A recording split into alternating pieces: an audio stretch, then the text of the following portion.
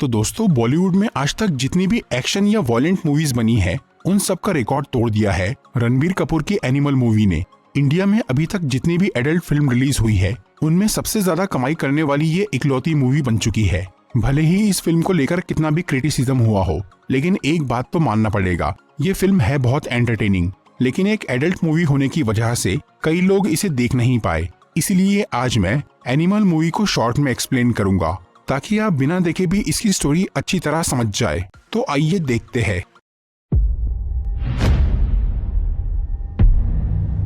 ये कहानी है इंडिया के एक बहुत बड़े बिजनेसमैन बलबीर सिंह की, जो कि स्वास्तिक स्टील नाम की एक बड़ी कंपनी का मालिक था। बलबीर अपनी प्रोफेशनल लाइफ में जितना मजबूत था, वो अपनी पर्सनल लाइफ में उतना ही कमजोर था। अपने बिजनेस की वजह से वो अपने बीवी और बच्चों पर बिल्कुल भी ध्यान नहीं दे पाता था। बलबीर के 3 बच्चे थे, जिनमें 2 बेटी और 1 बेटा था। उसके बेटे का नाम था रणविजय उर्फ विजय सिंह। विजय अपने परिवार से बहुत प्यार करता था, खास तौर पे अपने पिता से। बलबीर के ध्यान न देने के बावजूद भी विजय अपने पिता का बहुत दीवाना था, लेकिन वो अक्सर अपनी हरकतों से बलबीर को नाराज कर देता था। एक बार विजय अपनी बड़ी बहन को रैगिंग से बचाने के लिए उसके कॉलेज में गन लेकर चला जाता है, जिसकी वजह से बलबीर उसे अमेरिका की एक बोर्डिंग स्कूल में भेज देता है। फिर कुछ साल बाद विजय अपनी पढ़ाई पूरी करके इंडिया वापस आता है और तब एक दिन बलबीर का बर्थडे फंक्शन होता है, जहां विजय का अपने जीजा जी के साथ झगड़ा हो जाता है, जिसकी वजह से बलबीर उसे घर से निकाल देता है।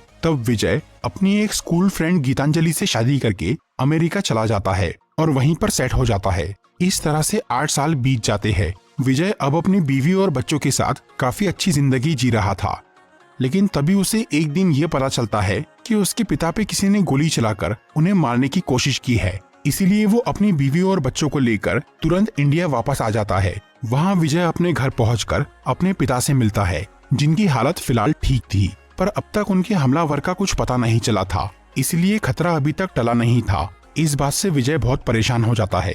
वो किसी भी तरह अपने पिता के दुश्मन को ढूंढना चाहता था, लेकिन उसे अपने घर के सिक्योरिटी गार्ड्स पे भी भरोसा नहीं था। उसे अपने पिता की सुरक्षा के लिए बहुत भरोसेमंद लोगों की जरूरत थी। इसीलिए विजय पंजाब में अपने गांव जाता है और वो अपने बड़े दादा के सभी पोतों को लेकर अपने घर वापस आ जाता है। अब विजय और उसके सभी कजिन्स बलबीर की रक्षा करते हैं और उस अनजान दुश्मन की तलाश शुरू कर देते हैं। इसी बीच विजय अपने पिता का एक बॉडी डबल यानी डुप्लीकेट आदमी तैयार करता है, जिसके बारे में सिर्फ कुछ ही लोगों को बताया जाता है, और विजय उस डुप्लीकेट को अपने पिता की जगह काम करने भेजता है ताकि दुश्मन का पता चलने तक असली बलबीर सेफ रहे। फिर एक दिन जब वो डुप्लीकेट आदमी कार से कहीं ट्रेवल कर रहा था, तब उसे कई सारे गुंडे आकर घेर लेते हैं और उस पर फायरिंग करने लगते हैं। फिर उन गुंडों का लीडर असरार हक वहां आकर उस नकली बलबीर को असली समझ के उसे मार डालता है, जिसके अगले दिन विजय को ये पता चलता है कि उसके पिता को मारने की साजिश उसके जीजा वरुण ने की है, जो कि एक बाहर वाले आदमी के साथ मिलकर ये काम कर रहा है।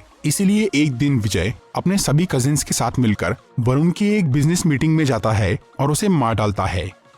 पर खेल अभी खत्म नहीं हुआ था। विजय को ये पता था कि वरुण के अलावा कोई और भी है जो उसके पिता को मारना चाहता है, लेकिन उसे उस दूसरे आदमी की पहचान नहीं मालूम थी। इसीलिए विजय और उसके कजिन्स अब भी चौकन्ने थे, और क्योंकि उन्हें इस बात की भनक थी कि उनका दुश्मन बहुत ताकतवर है, इसीलिए एक दिन विजय और उसके भाई एक वेपन डीलर से बहुत सारी गन्स खरीदने जाते हैं। तब उस जगह पर असरार हक 300 आदमियों को लेकर पहुंच जाता है, जिनसे विजय और उसके भाई अपनी नई गन्स लेकर लड़ना शुरू करते हैं, और वो एक एक करके उन सभी लोगों को मार डालते हैं। लेकिन आखिर में असरार वहां आकर धोखे से विजय पे फायर कर देता है। इसके बावजूद भी विजय असरार से लड़कर उसे मार डालता है, लेकिन उसके मरने से पहले विजय और उसके कजिन्स को यह पता चल गया था कि असरार का कोई भाई भी है जो कि बलबीर सिंह की फैमिली को खत्म करना चाहता है। इसीलिए जंग अभी भी पूरी नहीं हुई थी, लेकिन फिलहाल विजय बहुत घायल हो गया था। इसकी वजह से वो कोमा में चला जाता है और उसे 2 हफ्ते बाद होश आता है। विजय की हालत अभी भी बहुत गंभीर थी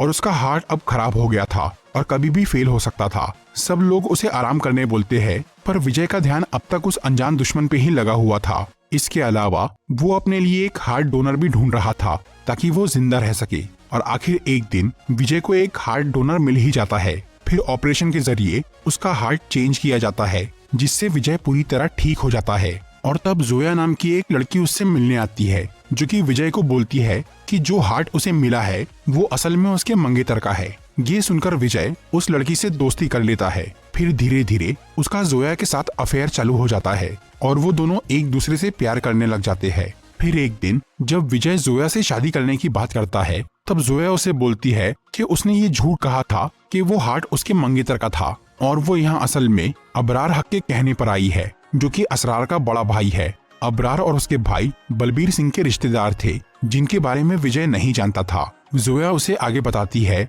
कि अबरार अपने एक छोटे भाई की सर्जरी करा के उसे विजय का डुप्लीकेट बना रहा है, ताकि बाद में जब विजय अपने घर से दूर होगा तब वो नकली विजय बलबीर सिंह के पूरे परिवार को खत्म कर देगा, जिससे सबको यही लगेगा कि विजय ने उन्हें मारा है और इससे असली विजय को बिन मारे ही मौत मिल जाएगी। जोया यहाँ विजय को बहलाकर उसे अपने परिवार से दूर करने आई थी, ताकि अबरार का डुप्लीकेट भाई उसके घर वालों को मार सके। लेकिन अब जोया विजय से सच में प्यार करने लग गई थी, इसलिए उसने अबरार का पूरा प्लान उसे बता दिया। पर कमाल की बात तो ये थी कि विजय पहले से ही ये जानता था कि जोया को यहाँ उनके दुश्मन ने भेजा है, और क्योंकि वो उस दुश्मन के बारे में जानना चाहता था, इसलिए उसने जोया के साथ प्यार का नाटक किया। ये सब पता चलने के बाद विजय जोया को सही सलामत छोड़ देता है, क्योंकि उसने दुश्मन की जानकारी दी थी। फिर विजय अपने पिता और दादा के पास जाकर उनसे अबरार के बारे में पूछता है। तब उसके दादा बताते हैं कि अबरार उनके छोटे भाई का पोता है, जिसके पिता ने अपना धर्म बदल लिया था। कई साल पहले विजय के दादा ने अपने छोटे भाई के साथ मिलकर स्वास्तिक स्टील कंपनी शुरू की थी, लेकिन बाद में उनके भाई ने कंपनी में काफी धोखेबाजी और घपला किया, जिसकी वजह से उन्होंने अपने उस भाई को कंपनी से बाहर निकाल दिया। फिर कुछ साल बाद उनके भाई ने खुद को आग लगाकर आत्महत्या कर ली, जिसके सदमे से अबरार गूंगा हो गया था।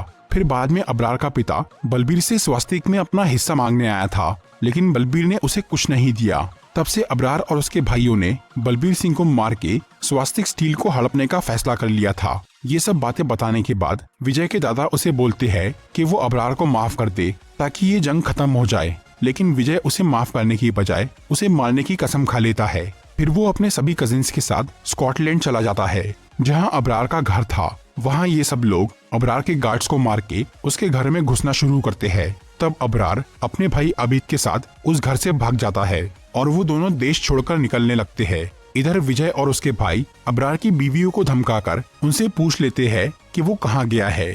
फिर वो सब एयरपोर्ट जाकर अबरार के प्लेन को घेर लेते हैं, जिसकी वजह से अबरार को बाहर निकलना पड़ता है। और तब विजय उसके साथ लड़ाई करना चालू करता है और वो अपने कजिन्स को बीच में आने से मना कर देता है।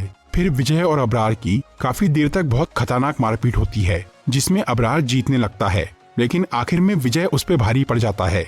और तब विजय अबरार को बोलता है कि अगर वो उसके परिवार का पीछा छोड़ दे तो वो उसकी जान बख्श देगा, लेकिन अबरार इसके लिए नहीं मानता। इसीलिए विजय उसे वहीं मार डालता है और वो उसके भाई आबिद को छोड़ देता है। फिर विजय और उसके कजिन्स इंडिया वापस लौट जाते हैं। विजय को लग रहा था कि उसके पिता इस काम से बहुत खुश होंगे, लेकिन बलबीर उसकी गुंडागर्दी से बहुत नाराज होता है, जिसकी वजह से दोनों बाप बेटे में काफी बहस होती है। पर आखिर में बलबीर को ये एहसास हो जाता है कि उसने एक पिता होने का सही फर्ज नहीं निभाया, इसीलिए वो विजय से माफी मांगता है, जिससे वो काफी इमोशनल हो जाता है। इस सब के बीच बलबीर को अब लास्ट स्टेज कैंसर हो गया था और उसके पास काफी कम टाइम बचा था, इसीलिए विजय को बहुत अफसोस होता है कि वो अपने पिता के साथ ज्यादा वक्त नहीं बिता पाएगा।